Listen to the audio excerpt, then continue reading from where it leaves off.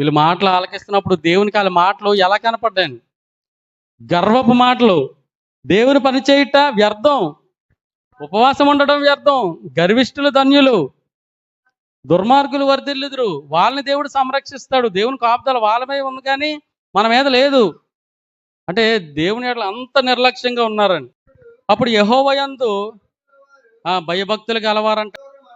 ఒకరితో ఒకరు మాట్లాడుకొని చుండగా యెహోవా ఏం చేస్తున్నారంటండి? దేవుడు ఆలకిస్తాడా మనం మాట్లాడుకునే మాటలు? ఒకరితో ఒకరు మాట్లాడుచుండగా దేవుడు చెవియొగ్గి ఆలకిస్తున్నారంటండి. యెహోవా యందు భయభక్తులు కలిగి ఆయన నామమును స్మరించుచూ ఉండువారికి జ్ఞాపకార్థముగా ఒక గ్రంథం ఆయన సముఖమందు రాయబడును. అంటే వాళ్ళ మాటలు ఏం చేస్తున్నాడండి? ఆయన రికార్డు చేస్తున్నాడండి.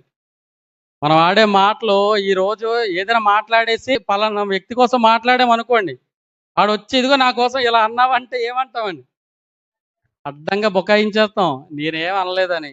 ఒక రోజు నువ్వు గర్వపు మాటలు మాట్లాడావు అని దేవుడు అడిగితే ఏం మాట్లాడానో అని అన్నాం అనుకోండి, ఇశ్రాయేలీలాగా, వెంటనే మన రికార్డు ఆన్ అయిపోద్దండి అక్కడ. అంటే దేవుడు మన మాటలు ఆలకిస్తున్నాడా? మనం ఒకరి ఎడల ఒకరు మాట్లాడుకునే మాటలు అక్కడ ఏమన్నారండి? యెహోవా చెవియొగ్గి ఆలకించెను. దేవుడు మన మాటలు ఆలకిస్తాడండి.